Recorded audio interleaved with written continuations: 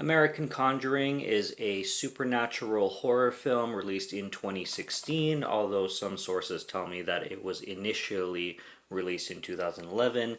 Doesn't make any sense, and I don't see any sources that claim that it was released anytime then, other than looking it up on Google and it's saying 2011. But officially, when it was released everywhere, it was 2016. So I'm just going to go with that. I don't know when the filmmakers initially filmed it. We're just going to go with 2016. It says 2015 in the back of the DVD, but I haven't come across anything remotely close to 2011, so I'm just going to forget about that. This film is directed by Dan Walton and Dan Zachary, so we got double Dans directing the film and writing the film. And it's independent. It's an independent film. It was filmed in Canada, actually. It was filmed in BC. And it hit some circuits, like festival circuits, Montreal Horror Fest and Calgary Horror Fest. And I think it was the Calgary Horror Fest that it won Best Feature or something like that. It's a low-budget production. It's an independent picture, and it was released by Raven Banner distribution. So they basically, Raven Banner distributed the film. They distributed a ton of films in my favorite lists, actually. Deathgasm, Turbo Kid, a bunch. I could name quite a few if I sit and think about it, but we're talking about American Conjuring right now, so there's a lot of things that can be said about this film, but we're going to start with the plot first of all, because that's pretty much the simplest way we can go with it. Basically, we have a family moving into an orphanage, and before that happens, we have a backstory. The intro is actually quite long, like it takes about 10 minutes with credits rolling and everything as they're introducing the characters, the actors, the crew, whatnot. It takes, like, we have like a 10-minute intro, and it's well utilized in my opinion anyway. So there's this orphanage, and there's these young girls. They're having some kind of birthday party for one of them. One of the young girls is named Sarah. She's the shyer of the group, and the three other girls are kind of picking on her and kind of shunning her. They kind of give her a dare to go to the basement with a lantern and stay there for like 5 minutes. And when she comes back up, she commits a horrendous crime and basically murders the three of them. Now, I did watch this film in its entirety from beginning to end, basically. And I also watched the commentary once through and then once kind of skimming through it. So the commentary is really nice to listen to because you get a lot of specific details in the way the directors decided to use shots or utilize, like, what they were thinking of in the script, because as I start to describe the movie, there's decisions made that completely confused me, and it's probably going to confuse a lot of the audience too. But that's the charm of the film anyway.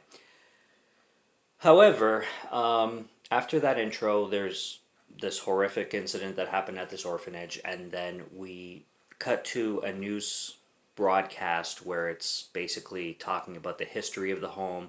This woman named Esther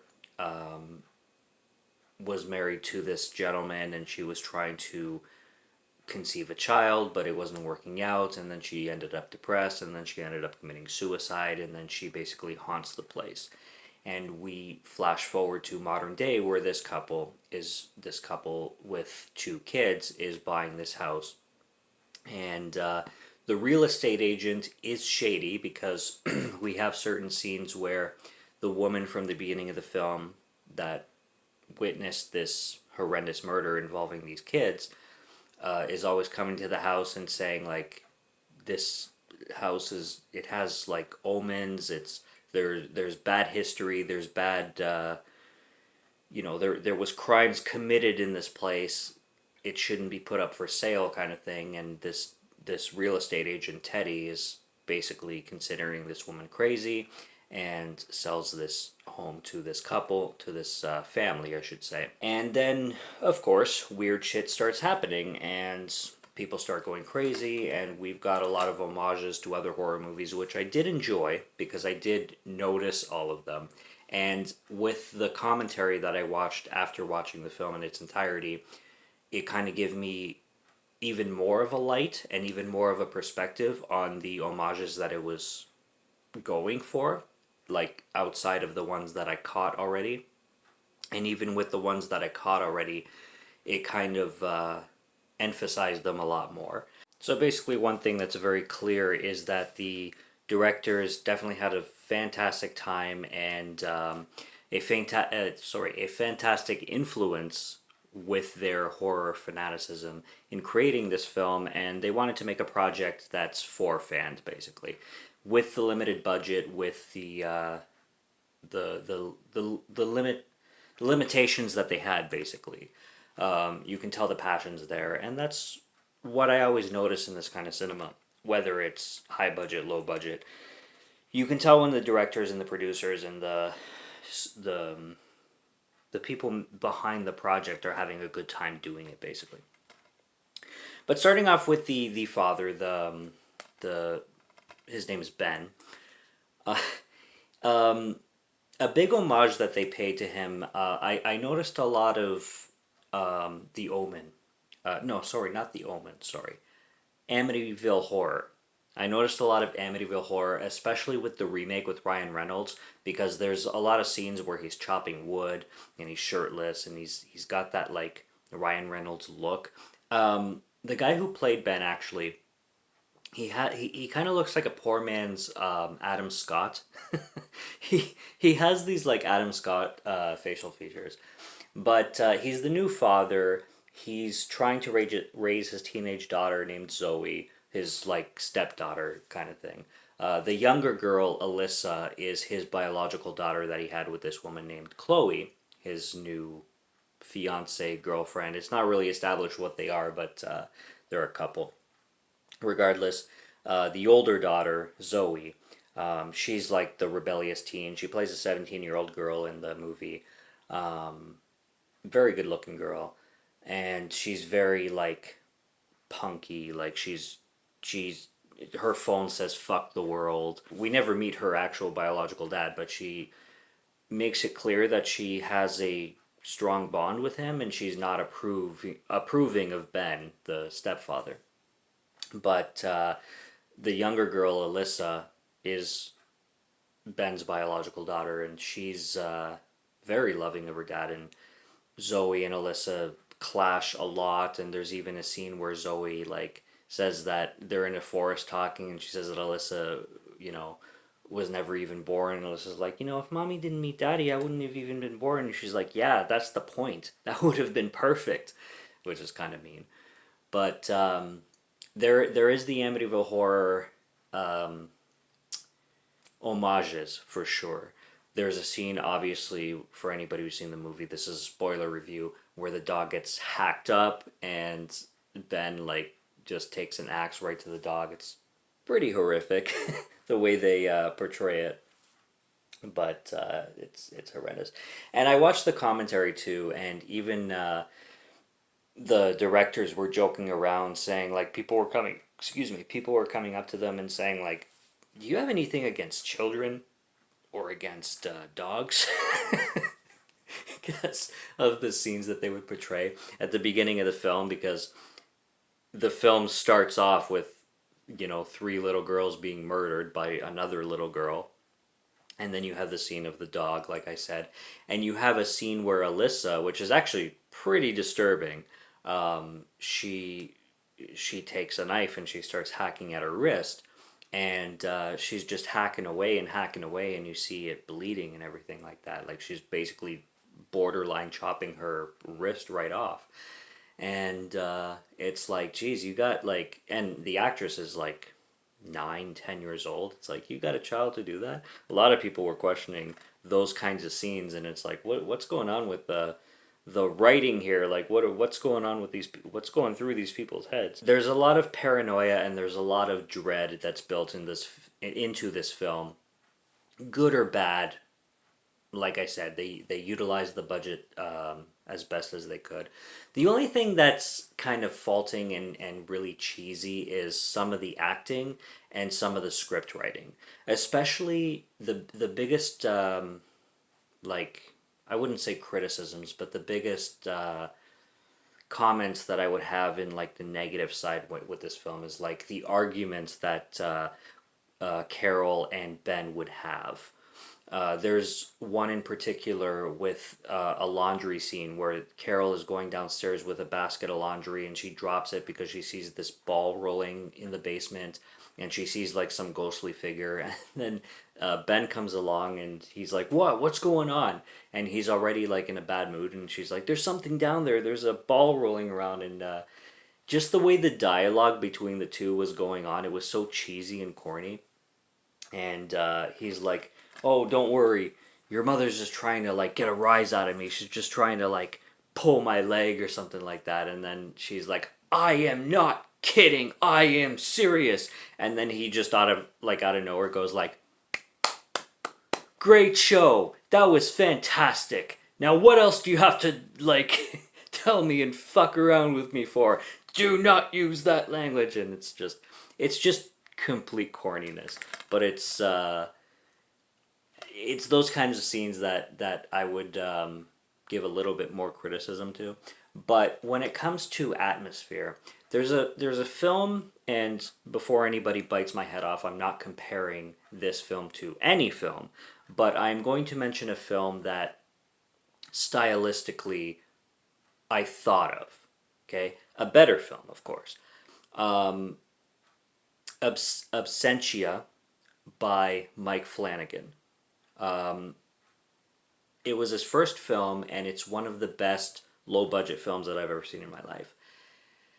And there's a lot of scenes in Absentia where there's a lot going in the background, where you're focused on something that's happening front screen, and then in the background there'll be like a figure or something like that, and it really makes you jump. It's some of the best jump scares that there is. I have to say that Dan Zachary and Dan Walton utilized those kinds of themes in this film. There's one in particular where the family is downstairs and they're sleeping by the fireplace, and the daughter, the punky daughter Zoe, refuses to sleep with the family, and she wants to sleep by herself in her room, even though the family doesn't approve because the room is not put together. It's dangerous up there. There's no lights. She's like basically in pitch black. Yada yada. And she sees this ghostly image, and then she starts to vomit maggots and like bugs and stuff like that, and it's like black slimy stuff. It's really gross. And the family goes upstairs and tries to help her, and they go through the doorway, and you're so focused on this girl like barfing all this maggoty stuff that you're focused on that, but in the background there's the Esther ghost on the doorway, and she's just standing like this, and you can miss it because you're so focused on what's going on front screen. And but then you'll catch your eye and you'll catch the ghostly figure in the background, and you're like, holy shit, like it just comes out of nowhere. And Absentia by Mike Flanagan did a lot of that, and I don't know if the directors took influence from that, but they definitely put a lot of that atmospherical, cinematic and horrific I wouldn't call them jump scares, but surprises, in the cinematography, in the way they set up their shots, they set up their cameras, kind of thing. I really I like Alyssa, the little girl, and I like her, the way she acts and the way she's so typical for a young girl. The way she like banters with Zoe, her older sister, her older stepsister. And I liked the crazy woman that comes around all the time. Teddy was extremely sketchy, but his scene where he gets tortured by Ben, who definitely loses it, like with the dog kill and everything like that. But again, his relationship with his fiance or whatever she is, Carol, it just goes so back and forth. They fight, and then they make up, and then they're fine, and then they go to bed, and he's like they're having sex, and then he sees the ghostly figure instead of his wife or whoever she is, and he's like, there's this like ghostly presence, and then Carol's like, oh, okay, she, right, you're thinking of another woman while we're having sex, and then she like forces him to the couch, and she's like, all this time you were making me seem like I was crazy, and now you're the one acting all weird and shit like that. And then the next morning they're eating cereal and they're fine again. The script writing could have used a little help, and especially the acting between those two, especially like Zoe and Alyssa were fine in my opinion. Like they weren't perfect, but they were their banter made a lot of sense, and they definitely carried their characters well. Whereas Ben carried his character great solo, and Carol did the same. But when they would banter back and forth, it was just so unrealistic and so silly. I found everything is pretty practical when it comes to Esther, the ghostly crazy chick. There's a shower scene that is totally reminiscent of The Shining. Get a lot of Shining vibes. Even the commentary said so, that they were inspired by The Shining indefinitely. Indefinitely, is that a word? I guess. I guess it is for now. And the biggest thing that I want to talk about is the twist ending. Okay, this fucking movie has two endings, and I don't like it personally. There's something that happens in the middle of the film where the guy bumps his head, Ben, and he bumps his head, and then he wakes up as he comes to, his family's helping him, and he has like a big headache, and then everything strange starts to happen after that. Well, at the end of the movie, he basically goes insane. He kills the dog. He tortures Teddy, and then the family comes home and they interrogate him, and then the little girl stabs him to death, and then he dies. And then you have the twist where he wakes up from his head banging on the bar again, and his family's taking care of him again, and apparently it was like all a dream. And I'm like, come on, what the fuck? And and then it just goes back to normal. So he's at the breakfast table, and the little girl would always draw pictures, and whatever the little girl drew, the pictures would come true. And she would draw, like, she drew the girl, like her older sister Zoe, vomiting those bugs, even though she had no idea that she was vomiting bugs. And she drew this picture like days before, and then she would vomit bugs. And she would draw pictures of like the dog being slaughtered days before, and then the dad would slaughter the dog. Well, in this twist ending, after he bumps his head, and you realize that everything that happened in like the entire second act of the movie was apparently a dream, which is ridiculous. I hate those fucking stories. He's sitting at the table, and he's seeing these drawings that the little girl made, and it shows his neck being slit, and he's like, oh, we got to get out of here. And then the mom's like, I like it here. And and then he's like, no, I really think like I don't think we're gonna like vibe in this place. And then the mom's like, I said I like it here. And then she slits his throat, and he's dead. And then Zoe comes in, and she's like, what's going on? And the mom's like, oh, we're going out for ice cream. And then Zoe's like, okay, bye, Ben, and gives him a little kiss. And the family's all like happy and stuff. And in the commentary with the two Dans, Dan Zachary and Dan Walton, they said that they were going for like a Twilight Zone ending, like a Twilight Zone twist. And I'm like,